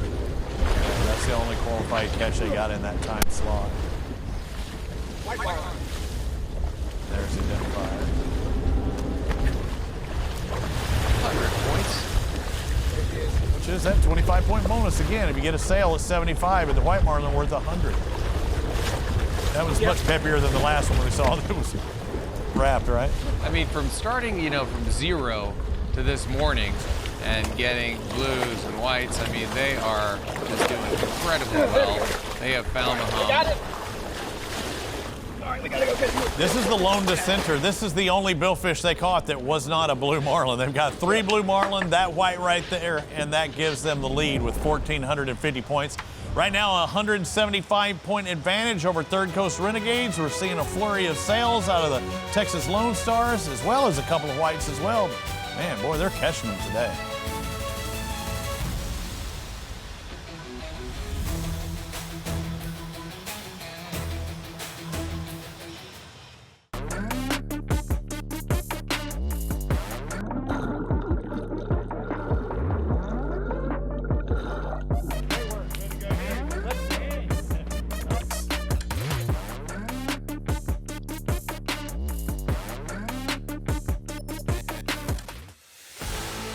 Be sure to join us as the hunt for the Zane Grey Championship playoffs continues in 3 weeks as the Atlantic Division resumes competition at the Cape Cod Invitational. Coverage begins Friday, July 17th. You can join us from 2 to 5 p.m. Eastern right here on the SFC YouTube channel and ESPN+. We're not going to run out to a big pier there at Cape Cod, but we are going to run out to the Gulf of America. Gulf Coast Cowboys are hooked up. That looks like a big splash. We got a jumper. That looks like the right kind there, coming right at us, Chief. Ludicrous speed for Brian Kelly. BK, watch out. Not the vocal cords. That thing was on the highway. That is awesome. 30 hours later, after bending a prop, 5 blades on a prop, getting out there, and here is the payoff. And if he 3:30, and they've got a blue marlin on, and BK is in the chair. And it just shows you how they can jump from 5th to 4th, because they will jump the black flags if they can get this fish. It's a 450 pointer, and they would only be 1 more fish away from 3rd, even though the Texas Lone Stars have been catching 9 billfish. If they get this one in, this team's 1 fish away from jumping them. Crazy, but again, the point structure, you get more points for a blue marlin than you do a sail or a white. Makes a lot of sense when you see the fights these blue marlin put on, and just the incredible acrobatics that they put on. I mean, it's like jumping in front of the boat. They have no control over these fish. Only control you have is backing down on it and trying to get that leader, identifying it, taking wraps, and getting it done with and moving on and catch another one. And the expediency too, in which it happens. We just saw that blue marlin heading towards the boat. Zero chance he can make up, that much line in that amount of time. That fish was running straight at him with no pressure. And clean jumps. They were clean jumps. That's the good thing about the circle hook. When the circle hook's in, it's always a good thing. They rarely come out. And those jumps were wild yet controlled. We've seen some jumps that make you go, oh, that doesn't look good. That fish is going absolutely berserk, jumping into its own, own wake and just going all over the place and windshield wiping. But this fish was, doing their thing. There you go, bud. Great job by BK, and he's hooked up, reeling one in. And word has it that we may hear another team is hooked up right now. We'll see if it's a catch, but it's definitely a hookup. Marty likes to party, takes control of this one. Give me the gimbal. That gimbal's tough because it flips upside down. We put a rubber band around it so it doesn't turn upside down. Marty Wilson, they see it. They like it. We got a couple of O's. I'm hoping that's a blue marlin. Whoa, oh, it's way out there. Again, you're seeing the black flags on the right, the Gulf Coast Cowboys on the left. Get your peepers out. Peter, can you tell? No, that's too far from me. Not only is it far away from them, but our monitor is far away from us. I tell you what, Brian Kelly, we know what peepers on his blue marlin. Yeah, we know what his is. And that's a 450 pointer. I hope Marty's is too, but tough to tell. It's so important for the black flags. I talked about how the Cowboys could jump the flags. Oh yeah. That looks like a big one. BK's blue right there. Have it your way, BK. Okay. That's Brian's. Okay. I was like, well, I guess we will see. Oh, you thought they crossed the I did it whenever it switched. I was like, did we follow Marty's? Because I know that's a blue marlin. Oh no, Marty! Disgust. I mean, what can you do? I mean, honestly. And we just got through saying that, very seldom do they cut up. Sometimes skin hook, just a little bit. It sure looked like it was jumping. It wasn't a big fish, whatever it was. Whatever species it was, if it was a blue, it was pretty small. If it was a white, it's heavy duty tackle. About to get the leader. There you go, 450 right there. I couldn't tell because it was so far out. That feel good. I think that's Kyle Coker on the leader there. I see a leapfrog, though, from the Gulf Coast Cowboys. They need it as well. They're sitting second. Consistency wins championships. Consistency is going to get you in the Zane Grade Championship playoff. They started the year with 5th place out of 6 teams, followed up with a victory, and now they're moving up to 4th. And with all the mishaps that they had with the prop and their thruster, and it's about 31 hours later from when that actually happened, and here they are with a blue marlin behind the boat with 450 points on the leader, on the scoreboard. That's got to feel really good after doing all that work. And doing it in front of the other teams, you see those other competitor boats off into the distance. They still got the hump. They still got it, Robbie. We're all worried about the new prop, what's going to happen. Good job by that team. That one. Well, we saw it running at us, and yeah, it was no slouch. That's a thick bill. They're close. They're down there and they're tight, but that's a good celebration. Brand new boat for them, the Brittany Marie, 450 points, gets them started in their tournament. Say, fellas, we were just giving you a head start. Marlin Bros doing it once again. What do they call the ping guys? Right now. What do they call them? For the benefit of ping? It's not ping bros. I don't know, not pingling. I don't know. Maybe they spotted them on the radar, maybe on the sonar. They found them. We see that's 450 beautiful points right there at the Brittany Marie.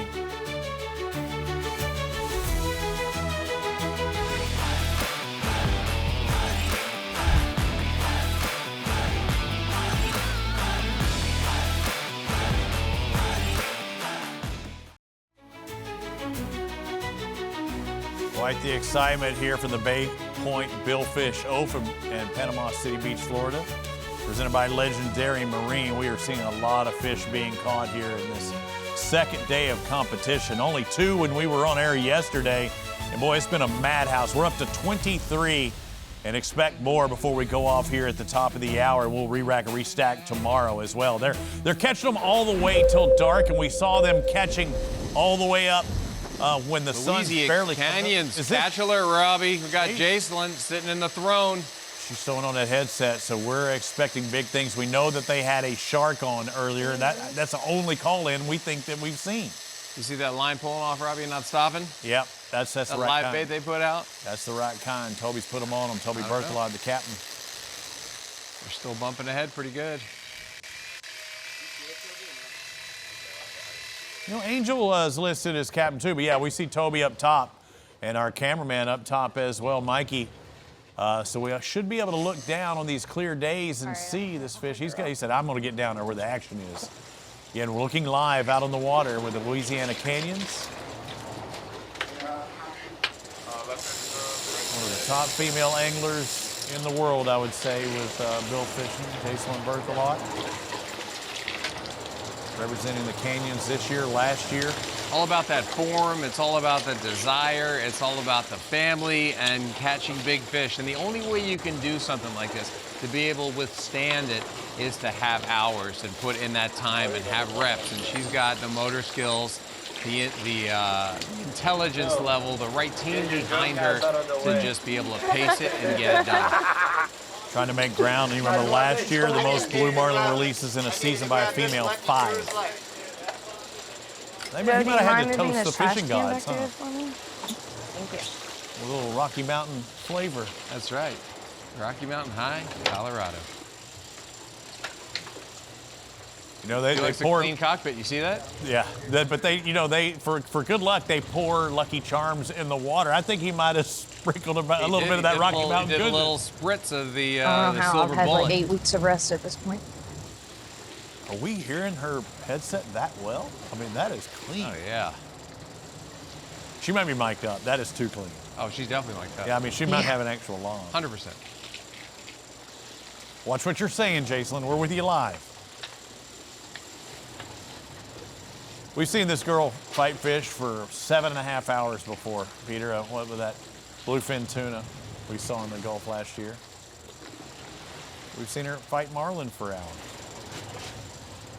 She had one of the biggest marlin of the year in the Gulf last year. She's no stranger to the biggins.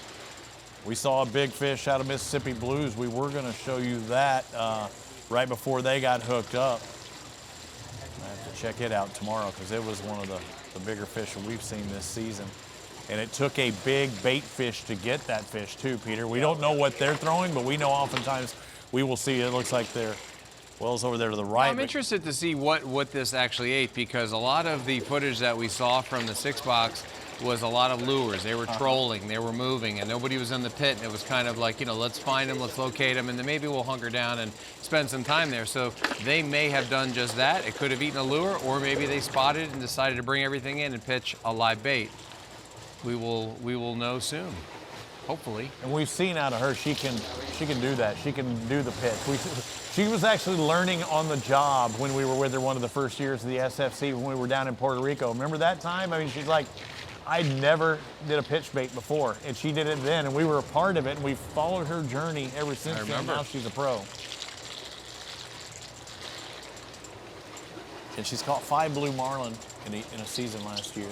This would be 450 points. She's really looking forward to put a virtual tie for 4th place right now. The only team without a qualified catch. Don't forget about that line I talked about last week.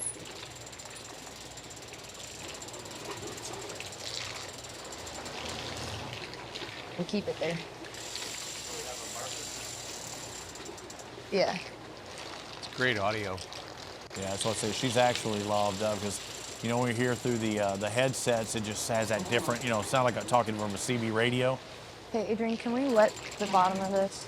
And one thing about our crew here, our production crew on site of the TVN studios, No. Our SFC crew there on site, they're trying to give you something better every single time. And this is exactly, first it was the SAT, coverage, getting clean audio when we can't get the headsets. See JP standing there with the 360 cam, the one we've grown to love and admire. It kind of like, almost does like a little tuna headset, but like just barely. JP Nothing Pablo. huge. Is the P in JP for Pablo, or is he JP and Pablo? It's Juan Pablo. But he's still JP Pablo? That's what he's listed as. I'm Petey Pablo. You're Petey Pablo. A lot He's of Pablos around here.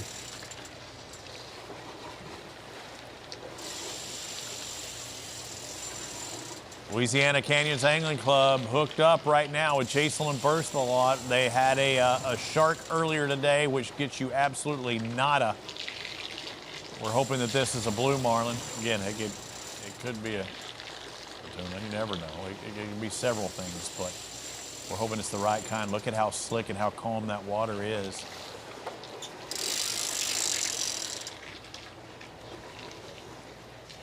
Mikey Figueroa, our cameraman, swinging around. Not much struggle on her face, but again, she's not having to fight that fish for 7 hours like we saw once before. You always point out the great form. Not a lot. Not a lot. Not what? Almost feels like it was a lure bite based on their high vis. There's a whole bunch of flippy floppies over there on the left. Look like silhouette type stuff. I couldn't tell if it was that or see on the left. Yeah, those look like skinny profiled chain. See that?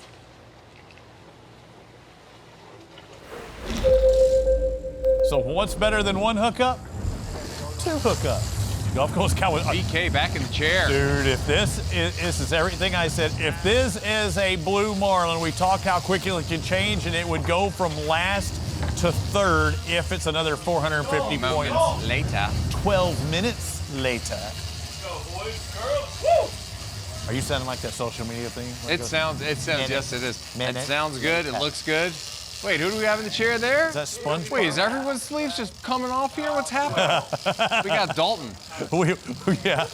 The Marlin brother family is complete. No, that's it. It's We just saw Suns Out, Guns Out and thought it was BK from the get-go.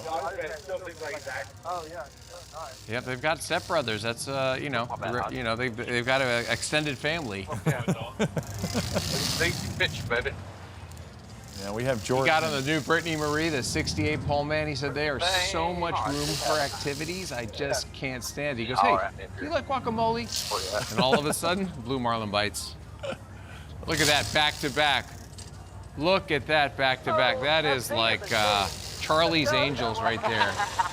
I mentioned how if the Canyons have a blue, they would be in a tie with the Cowboys. Cowboys, they gave it to Dikembe Mutombo.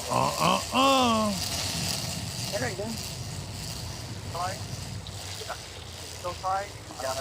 And I don't know if they actually have to call in the hookups. You know, sometimes that can be the case. And I know you have to do it in a lines out situation, but you know, these other teams are hearing these call-ins of release fish and know that they've got some ground to make up, or they're going to have to try and catch another one to pull away. You know, the Cowboys could jump the Lone Stars here. Yeah. No, I was saying they go from last. If they were to be a blue marlin. Called that shot. They're using that clear mono there. Looks like a live bait. Pitcheroo. He got 8. Oh, he's off. He said he got 8. Oh, wait. Didn't we hear him say he got 8? Oh, they're both off. I didn't have any pressure on it whatsoever. It was about to pull on it. Oh my goodness. Are you kidding? I mean, almost. I mean, to the second. That's a double heartbreaker. Let's see what they got. Rainbow runner. Still there. What is going on? What in the wide world of sports is going on here? That fish doesn't even look mangled. It's dead. It was definitely smashed and crushed, but I believe it could have had a wrap. You know, they come off like that. They'll be checking the leader, checking if it's chafed or not. But I mean, they were fighting that fish for a while. I mean, you can't just mouth it. I mean, you talk about how the circle hook catches itself. I mean, the fish itself, but we didn't see it come up jumping or do anything. Well, that's not a good sight to see. Normally, when you see the line like that, that means something failed. So, not sure what was on the other end of that. We never saw the fish, but we were thinking a big tuna maybe, which, you know, doesn't work out for SFC, but it works out for Bay Point. So, could have been a paycheck. Sad thing, but you know, I think. Got some conditions going right for us, so hopefully we find some fish soon. Yeah, she was looking at a big picture style. That could have been a tuna. And I mentioned how putting that pressure on it. We were hoping it was a billfish, might have been a tuna. Either way, neither come to the boat.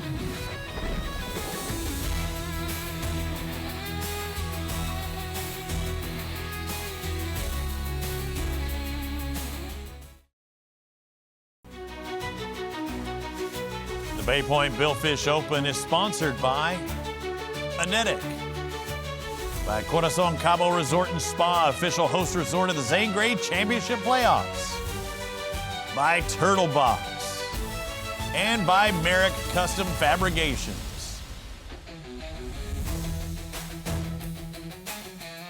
Wow, we were about to go off air, Peter, but we have seen a lot of fish being caught, and my favorite out of all the ones are the one we're about to see here in just a moment. A little disappointment there, especially when you think you have a blue on and one gets away, and you always, you know, especially as you go to sleep on it, you don't want to think about that one that got away. No, you definitely don't. And when you're using live baits, you know, sometimes you get these really big, like thunder bites, if you will, and then all of a sudden you'll get this simple bite. It'll take it, and you feel something, and you think it's going to be there, and then it doesn't really happen. It doesn't come to fruition.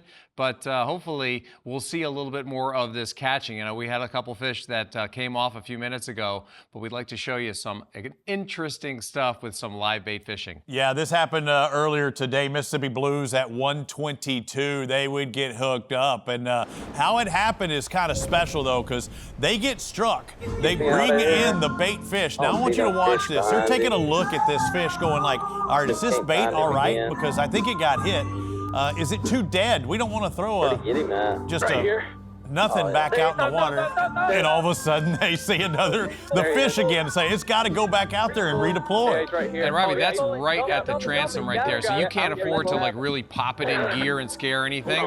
So they drop that fish back down, but while they're doing that, they're going to rig another 10, 12-pound blackfin tuna and send that out, because you don't really know which fish the marlin will eat, right? Is it going to be the one that it already maimed? You saw that big thrash across its gills. It was kind of bleeding, and like heavy grit sandpaper hit it, and then he says, no, not in the tube, let's pitch it out. So now you've got the lateral lines freaking out on both the tuna and the marlin, and then we also have a half beaten up tuna on the other side, on the port right there. That's the same bait that was out. So yeah, the freshies on the left, this is the one that really wasn't doing much. Right. He's dropping right now. Let him do what you think he needs. Drop it. He fell on there. Oh, he's all over it. He's this going was for it. so cool. Oh, man, tight as a tiger. Look at that.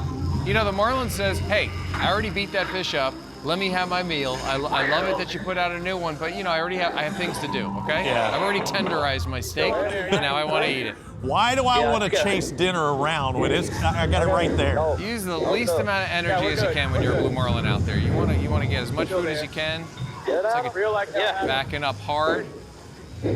That was so cool. It just shows you, and it also shows you that's the first time we've really seen a big bait going for a blue marlin. We haven't seen this fish yet.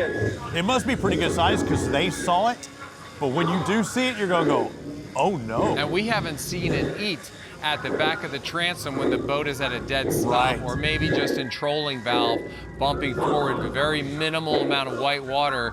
That was pretty cool to be able to see that. We've seen it with sailfish. Hey, there's one right under the trigger, or this and that. This was like, hey, we got a jumbo right here. Please drop that back. How often do you catch a blue marlin on a bait check? You know, I mean, that was awesome. Yeah, that was kind of cool. It's not often that you see that at all. We got Brenda Vaccaro on the chair. I mean, I tell you, he has been huffing and puffing because he's doing a lot of work. Adam Davidson had been a busy man on day two. Remember, nothing out of the Mississippi Blues. He started it off in the morning with the first catch of the day at 6:14. Okay, Robbie, sorry to interrupt. Oh, no, it's fine. There's the Bimini. They got to get below the Bimini for the touch for the 450. And now let's see what we got here. Caught two blue marlin in about an hour and a half of time this morning. Oh, that's a big shake down there, Robbie. Yeah. He's gassed out. I'm not trying to make him jump. Once your rod down, towards matter. Broke him off. Good job, baby. Let's go! Woo! Maybe we can beg for an instant replay on seeing that fish. Indicator. Maybe there's a jump Need to get a somewhere few more, baby. Let's go. in the cloud. All right. No rival standings as it is right now. It is a close one. The Mississippi Blues in the lead by 175 points over the Lone Stars. Cowboys, West Florida Black Flags. It is still anyone's ball game. You see how it can change in one day. The Mississippi Blues went from 0 to hero.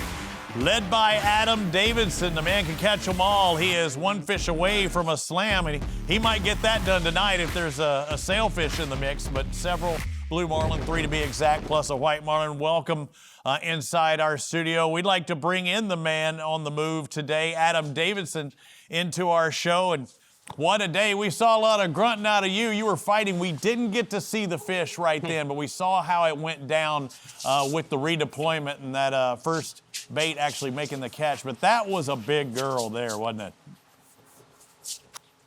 Yeah, it was really like a really slow bite. And, y'all probably saw that we were trying to get it came up and whacked one of our baits and then ended up eating the other one, I believe, if I remember right. But real slow, sluggish bite. But once we got her hooked, she freaked out a lot. So, yeah, we got her up by the boat. She did a lot of jumping.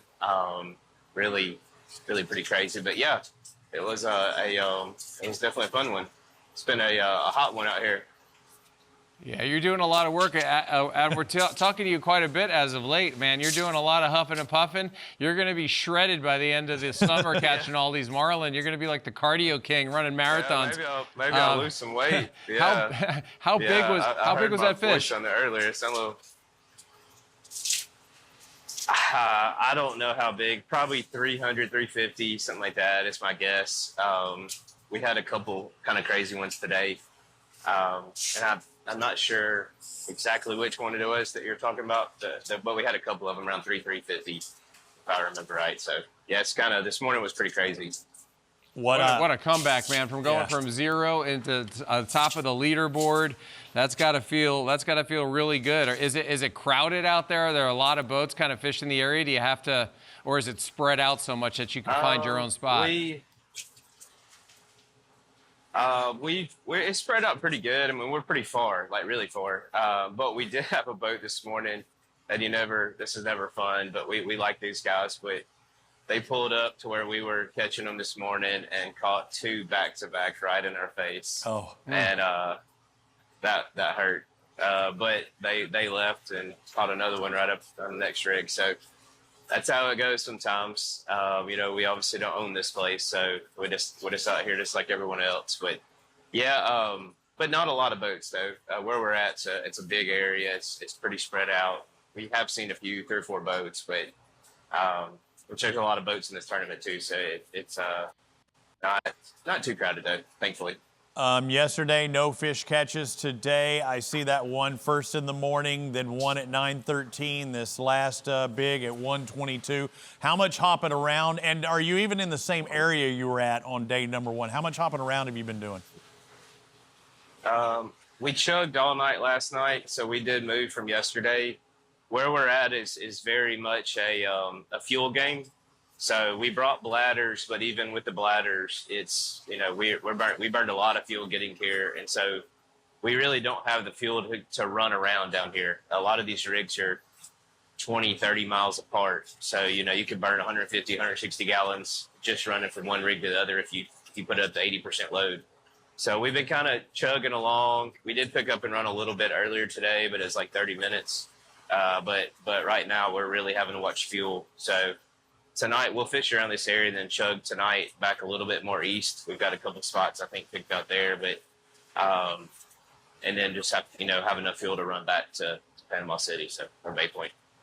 Well, so nice work. It's definitely a lot of timing and fuel game out here. Yeah, it's a lot. It takes a lot of planning and positionings. Now, we're watching you guys do your thing, and we look at that early morning catch, and we're wondering, do you guys wake up, put the lures out, and you're drinking coffee, getting ready, and all of a sudden you get that first bite? Was it like that, or was everybody all standing at attention? No. We've been up since 3:30 catching bait.